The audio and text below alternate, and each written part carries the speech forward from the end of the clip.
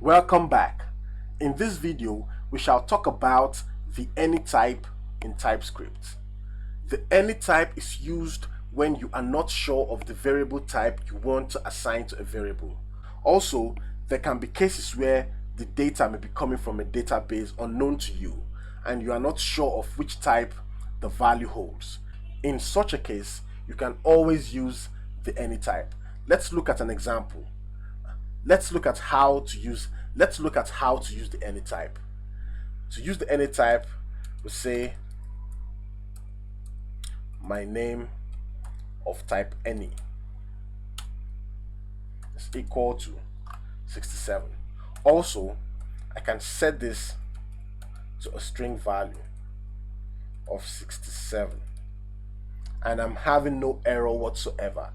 I can still say true and have no error whatsoever. But if I had my name set a value of string and I pass in a number, you can see we have an error coming up here already. So that's what the any type does. It allows the variable to be assigned to any type value at any time. Don't forget to like, don't forget to subscribe, and don't forget to share.